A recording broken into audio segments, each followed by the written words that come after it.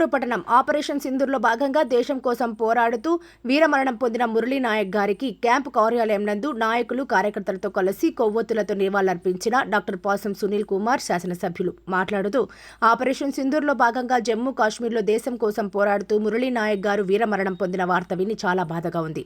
శ్రీ సత్యసాయి జిల్లా గోరెంట్ల మండలం కల్లితాండా గ్రామానికి చెందిన మురళీ నాయక్ చూపిన ధైర్యం, సాహసం దేశానికి గర్వకారణం.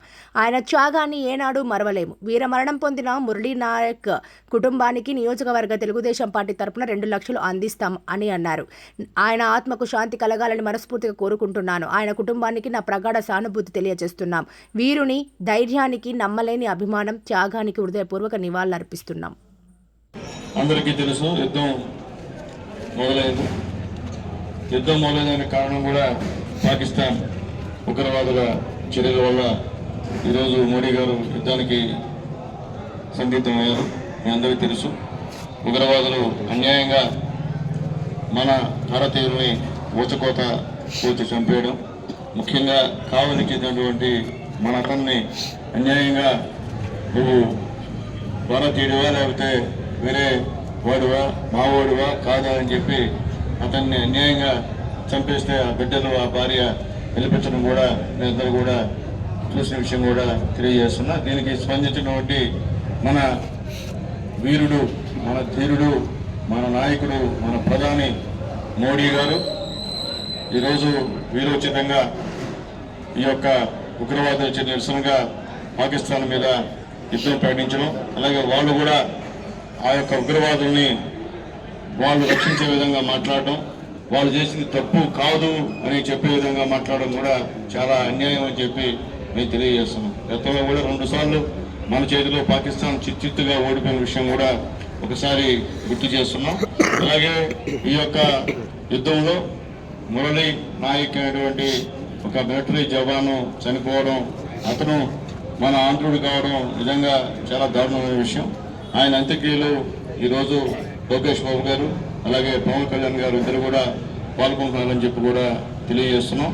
అట్లాగే మన ముఖ్యమంత్రి గారు వాళ్ళ కుటుంబానికి మన బీసీ మహిళా మంత్రి గారు కూడా ఒక 5 లక్షల రూపాయలు ఇవ్వడం కూడా మేందరూ కూడా చూసింటారు. మేము కూడా గూడూరు తెలుగుదేశం పార్టీ తరఫున 2 లక్షల రూపాయలు ఆ యొక్క కుటుంబానికి కూడా ఇస్తున్నామని చెప్పి కూడా ప్రకటిస్తున్నాం.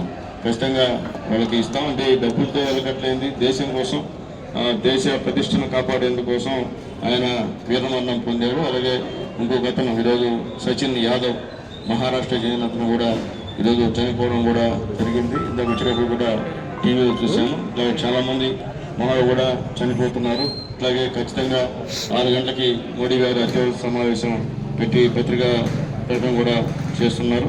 ఎందుకంటే మన వాళ్ళు ఎక్కడ కూడా పాకిస్తాన్లో యుద్ధం జరుగుతుంటే ప్రజలకు ఇబ్బంది లేకుండా మన వాళ్ళు యుద్ధం చేస్తుంటే వాళ్ళు ప్రజలను ఇబ్బంది పెట్టే విధంగా యుద్ధం చేసే కార్యక్రమానికి కూడా శ్రీకారం చుట్టారని చెప్పి తెలియజేస్తున్నాం. అట్లాగే మొత్తం ఎక్కడెక్కడ మెయిన్ ప్రాంతాలు ఉంటాయో ఆ ప్రాంతాల మీద కూడా పాకిస్తాన్ వాళ్ళు గురిపెట్టి వాటిపైన బాంబులు దాడి చేసేటువంటి కార్యక్రమాన్ని కూడా వాళ్ళు శ్రీకారం చుట్టారని చెప్పి తెలియజేస్తున్నాం. ఈరోజు మోడీ గారికి మన యావత్ భారతదేశం అంతా కూడా పార్టీలకు అతీతంగా ఆయనకు మద్దతు తెలియజేస్తున్నాం. మోడీ గారు ఒక్కడే ఈ యొక్క దాంట్లో మగాడని మేము తెలియజేస్తున్నాం. ఆయన ధైర్యానికి అందరూ కూడా సెల్యూట్ చేయాలా. అటువంటి మంచి ప్రధానమంత్రి మనకు ఉన్నందుకు ఆయనకు నిజంగా చేతులెత్తి దండం పెట్టాలి. అందరూ కూడా మీరు దేవుళ్ళని ప్రార్థించేటప్పుడు మోడీ గారికి ధైర్యాన్ని ప్రసాదించమని చెప్పి, మోడీ గారికి ఆయురారోగ్యాలు ఇవ్వాలని చెప్పి, అలాగే చనిపోయిన కుటుంబాలకి వాళ్ళ యొక్క అనాథమైనటువంటి పిల్లలు కూడా భగవంతుడు తోడుగా ఉండాలని చెప్పి ప్రార్థనలు పూజలు చేయాలని చెప్పి తెలుగుదేశం పార్టీ శ్రేణులందరూ కూడా రిక్వెస్ట్ చేస్తున్నాను. యువత కూడా TNSF వాళ్ళు కూడా రేపు దేవాలయంలో కానీ మసీదులో కానీ చర్చిలో కానీ మీరు వాళ్ళకి అనుకూలంగా అలాగే మోడీ గారికి ఆరోగ్యం ప్రసాదించాలని చెప్పి ప్రార్థన చేయాలని చెప్పి తెలియజేస్తూ, ముఖ్యంగా ఆ యొక్క మురళీ నాయక్ కుటుంబానికి అలాగే సచిన్ యాదవ్ గారి కుటుంబానికి మా ప్రగాఢ సానుభూతిని తెలియజేస్తున్నాం. రాబోయే రోజుల్లో కూడా ఇంకా తెలిసిందే, మన ముందు పాకిస్తాన్ అంతా పరిస్థితి కాదు, కానీ పొగురు పట్టి మతం పట్టి వాళ్ళు కావాలని రెచ్చగొట్టేటువంటి ప్రయత్నాలు చేస్తున్న విషయం కూడా మనతో కూడా వార్తల్లో ఉంటూ ఉన్నాం. కానీ కొన్ని పెద్ద పెద్ద న్యూస్ ఛానల్స్ తప్పుడు సంకేతాలు ఇస్తూ మనల్ని ఇబ్బంది పెట్టేటువంటి కార్యక్రమాలు కూడా చేస్తున్నా. అలాంటి న్యూస్ ఛానల్ పైన చర్యలు తీసుకోవాలని చెప్పి డిమాండ్ చేస్తున్నాం. భారతదేశంలో పుట్టి భారతదేశంలో ఉండి ఇక్కడ తప్పుడు విషయాలు మనకి చెప్పడం, అలాగే భారతదేశాన్ని కించపరిచే విధంగా వాళ్ళు వాట్సాప్లో మెసేజ్ పెట్టడం అందరూ చెప్తున్నారు, వార్తలు వస్తున్నాయి. అలాంటి వాటిని నిషేధించాలని చెప్పి కూడా మేము తెలుగుదేశం పార్టీ తరఫున డిమాండ్ చేస్తున్నాం.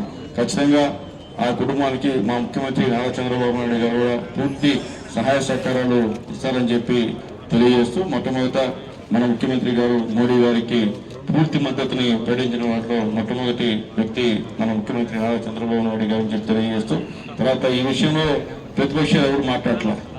కాంగ్రెస్ పార్టీ మాట్లాడింది, రాహుల్ గాంధీ మాట్లాడాడు, మేమంతా మద్దతుగా ఉంటాం మోడీ గారికి అని చెప్పి. కానీ ఈ రాష్ట్రంలో ఉన్నటువంటి ఆ యొక్క పార్టీలు ఎవరు ఒక్కరు కూడా చలనం లేదంటే ఇంకా అంతకన్నా దారుణం. ఇప్పుడు రాజకీయాలు మాట్లాడే పరిస్థితిలో ఉన్నారు. ఇది మంచి పద్ధతి కాదు. ఇది దేశం కోసం పోరాడుతున్నటువంటి మృతవీరుల యొక్క విషయంలో ఇలాంటి చేయడం మంచి పద్ధతి కాదని చెప్పి కోరుకుంటూ, ఖచ్చితంగా గెలిపోతే భారతదేశానిదే, దాంట్లో తిరుగులేదు. అవసరమైతే అందరం కూడా యుద్ధంలో పాల్గొనడానికి సిద్ధంగా ఉండాలని చెప్పి అందరికీ తెలియజేస్తూ, మరొకసారి ఆ యొక్క మృతుల కుటుంబాలకి ఆ భగవంతుడు ఉన్నటువంటి కుటుంబ సభ్యులు ఆయుర్వేద ప్రసాదించాలని చెప్పి, అలాగే వాళ్ళందరూ చనిపోయిన వాళ్ళందరూ కూడా భగవంతుడితో చేర్చుకోవాలని చెప్పి మనస్ఫూర్తిగా కోరుకుంటూ సెలవు తీసుకుంటున్నాం. జై హింద్.